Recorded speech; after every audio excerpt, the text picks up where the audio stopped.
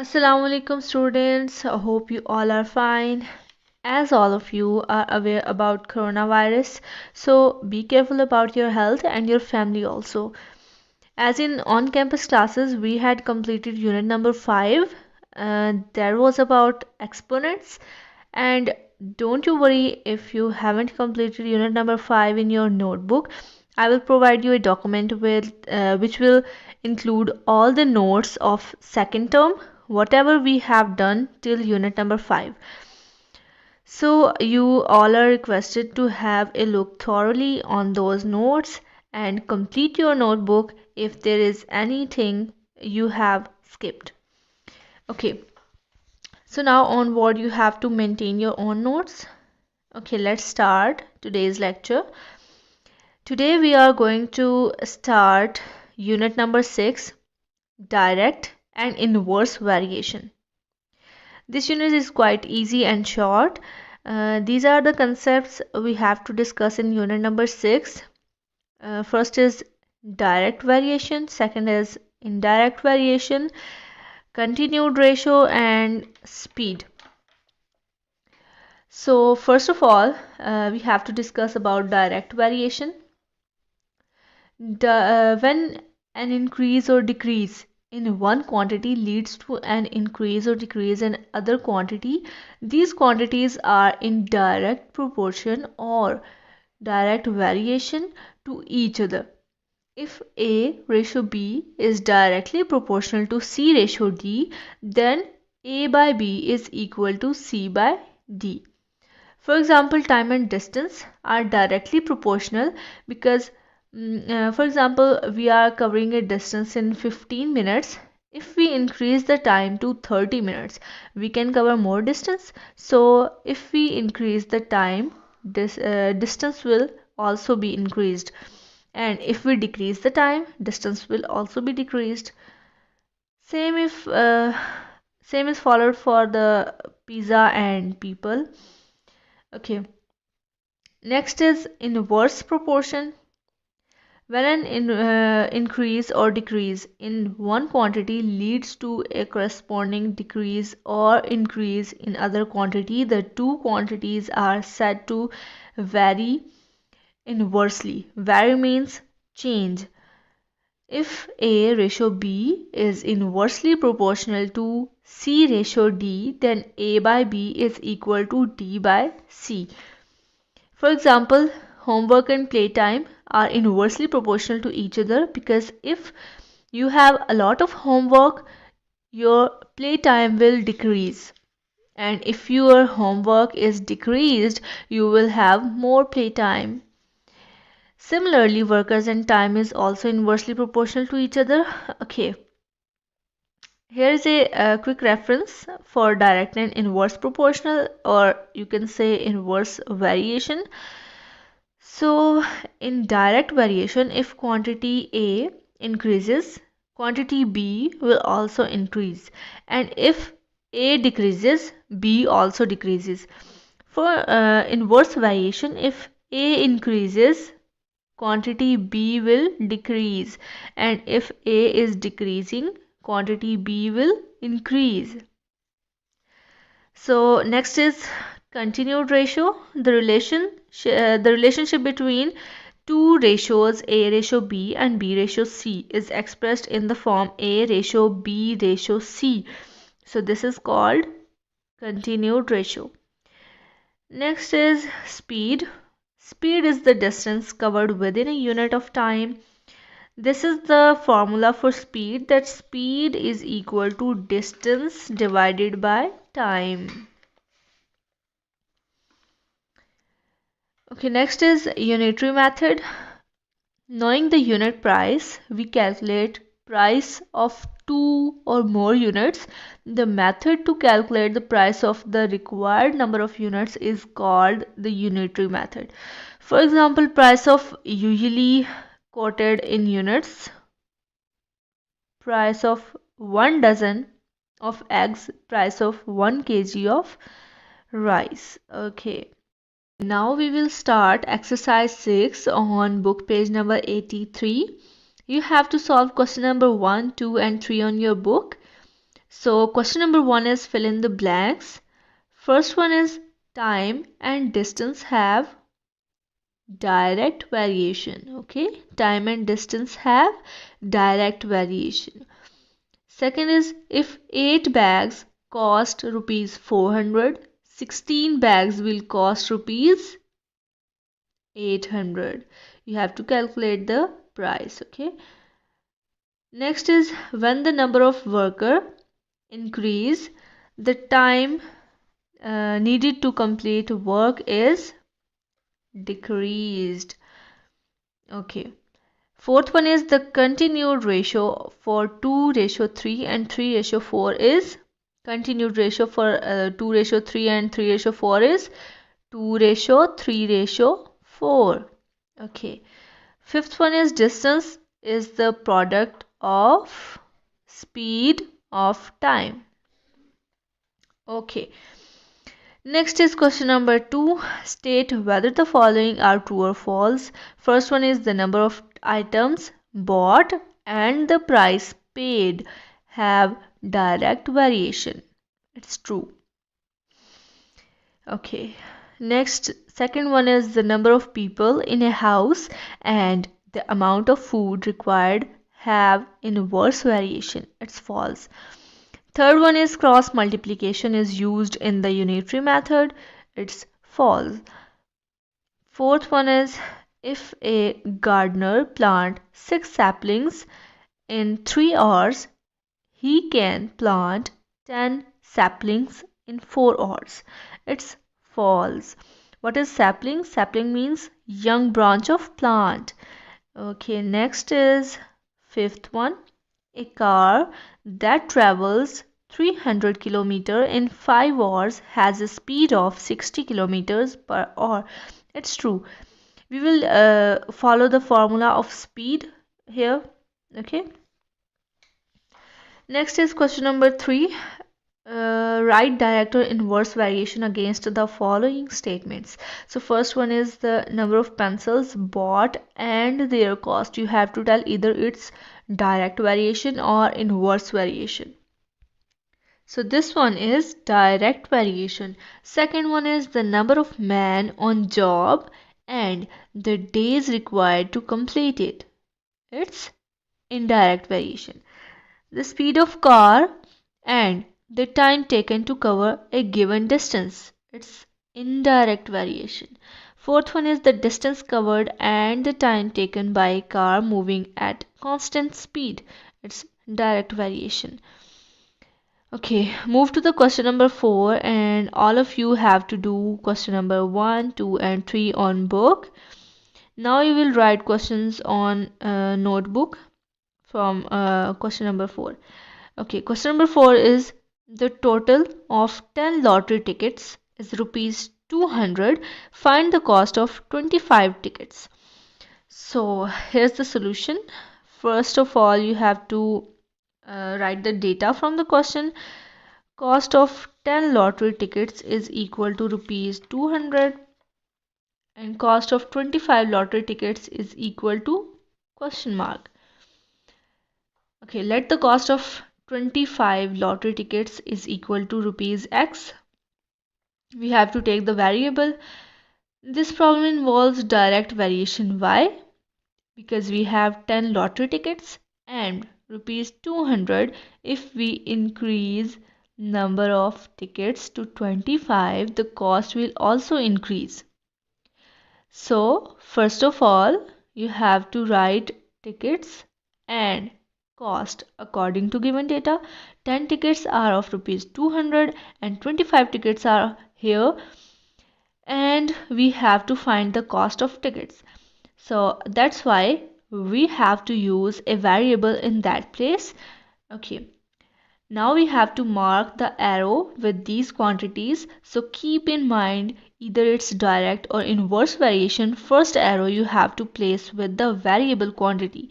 First you have to place the arrow with variable quantity. So here in this question x is the variable, so we have to place arrow tail with the variable x and arrow head will move to 200 cost upward. Okay, I'm repeating again that you have to place the first arrow, the very first arrow with the variable quantity, and arrow will always move upward, and arrow tail will always start from variable, either it's x, y, or any other variable. Okay, so now we have said that ticket and cost involves direct variation. So the arrow with the second term tickets will also move in the same direction. I'm repeating, both arrows will move in the same direction if the variation is direct. Okay, now I have repeated this data for my comfort, but when you will solve the question in notebook, you only have to write it once. Now we have to convert this data into fractions. Now keep in mind that the values with arrows, with arrow tails, are the numerators, and the values with arrowheads are the denominators. So the fraction for tickets is 25 by 10, and for cost is x by 200. I hope you have understood each and every concept till now. Okay, next we have to do cross multiplication. In cross multiplication, denominator will be multiplied on the other side. So we have to multiply 10 with x and 200 with 25, like this. Now 25 multiplied by 200 is equal to 5000, and x multiplied by 10 is equal to 10x. Now we have to find the value of x, so we need to remove 10. To remove 10, we have to move it to the other side of equal to sign. 10 was multiplying with x, so when it will move to the other side, it will perform the opposite operation of multiplication, that is division. So 5000 will be divided with 10. Now zeros will cut, and x is equal to 500, and cost of 25 lottery tickets are rupees 500. Okay, move to the next question. Next is question number 5. The cost of 5 meters of cloth is rupees 1500. How many meters of the same cloth can be purchased for rupees 15,000? Okay, here's the solution. Cost of 5 meters of cloth is equal to rupees 1500. Cloth in meters purchased for rupees 15,000 is equal to question mark.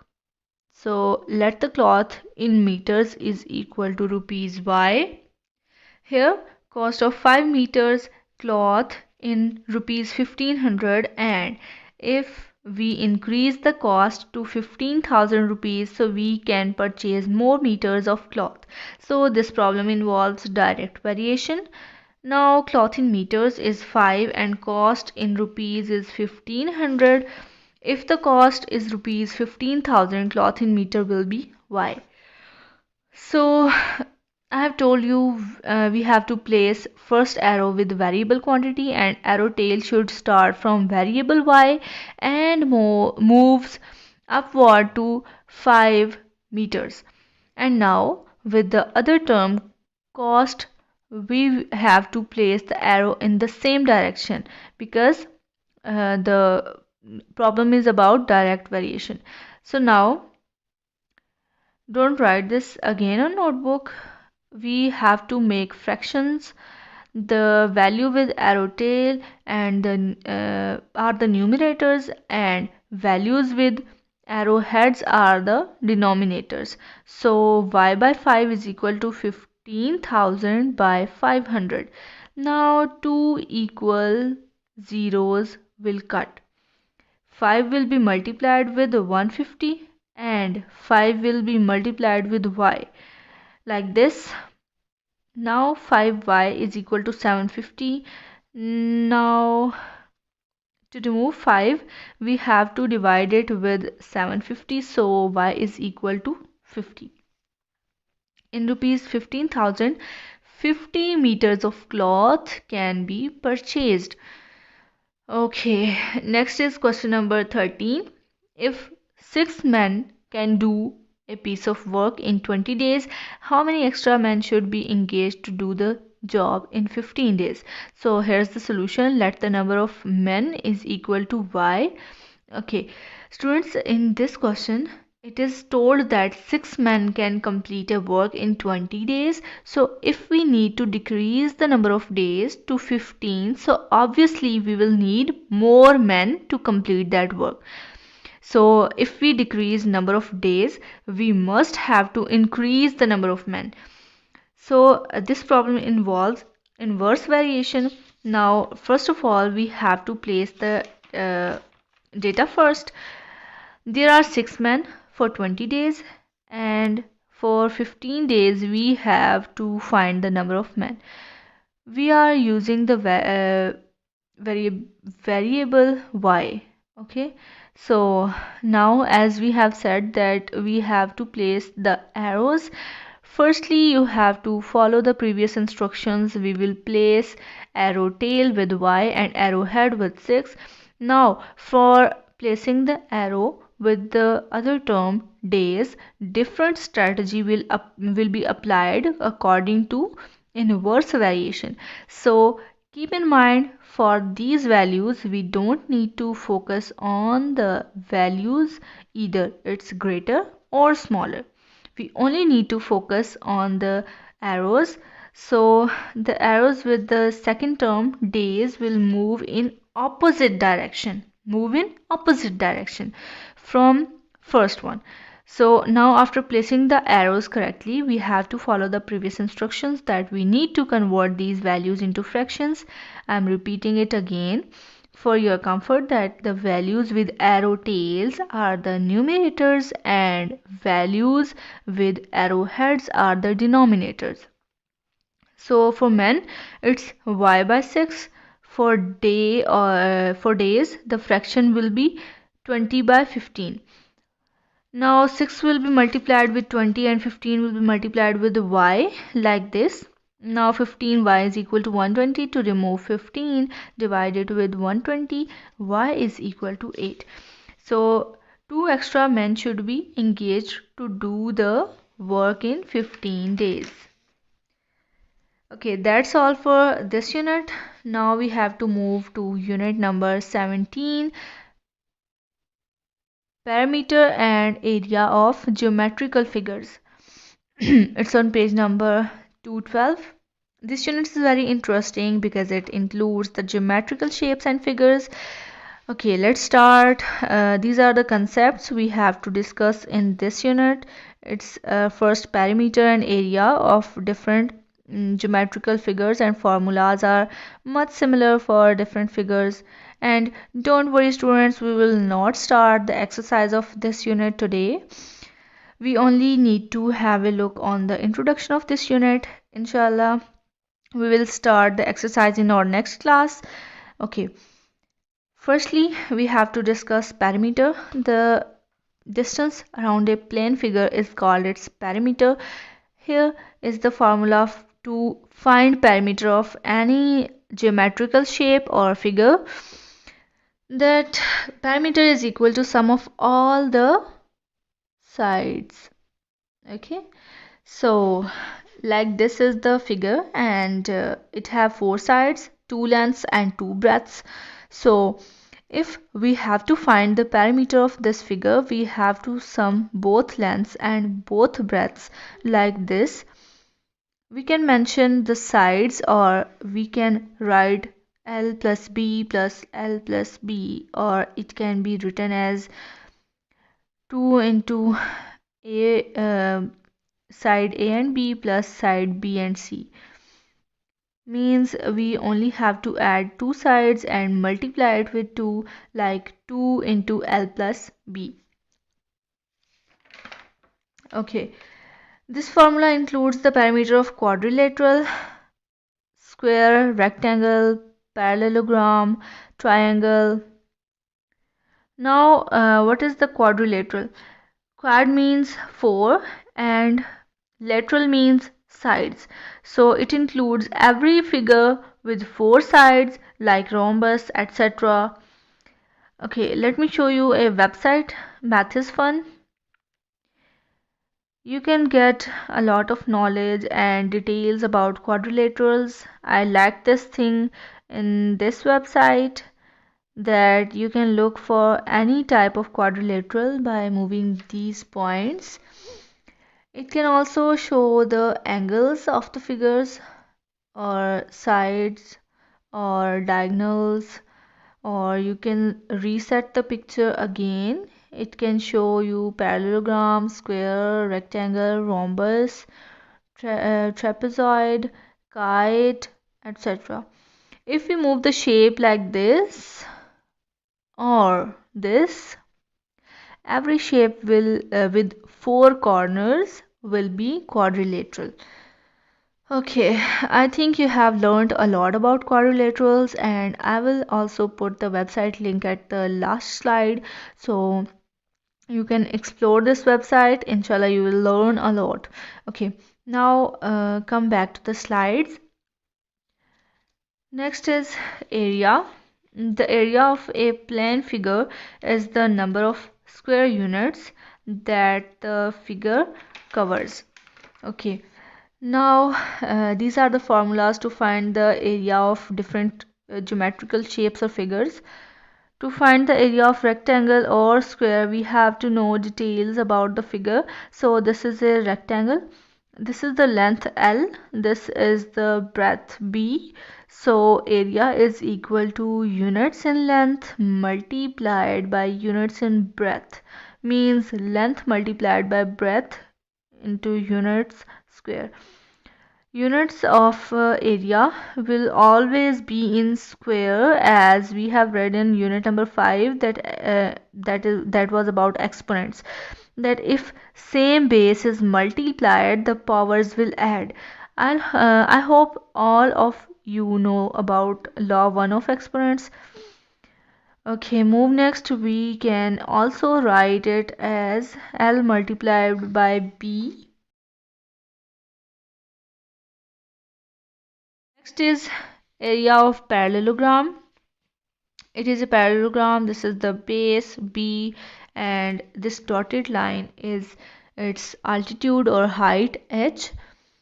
So area is equal to base multiplied by altitude unit square, or B multiplied by h unit square. Next is area of diagonal parallelogram.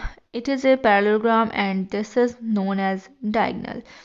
So diagonal means the line from top right corner to the bottom left corner of that specific figure. As we see that diagonal line is making two triangles in this figure, so area of first triangle ABC is equal to 1 by 2 into base multiplied by altitude unit square, or 1 by 2 multiplied by B multiplied by H unit square. And area of second triangle ADC is equal to 1 by 2 base multiplied by altitude unit square, or 1 by 2 B multiplied by H U square unit square. Now to find the area of parallelogram ABCD, you have to add the area of first triangle ABC and area of second triangle ADC, which is equal to this, or equal to base multiplied altitude unit square. Okay, next is area of triangle. This is a triangle and this is the base B. This line is the height h.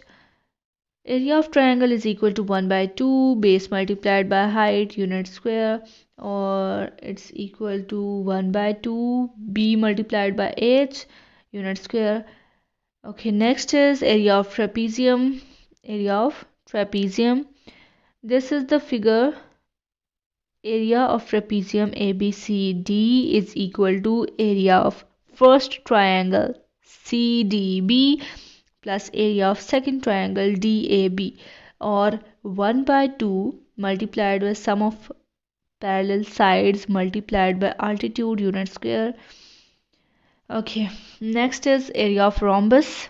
This is the figure. Area of rhombus ABCD is equal to area of first triangle ABD plus area of triangle BCD, or 1 by 2 into D1 multiplied by D2 unit square. D1 and D2 means diagonal 1 and diagonal 2.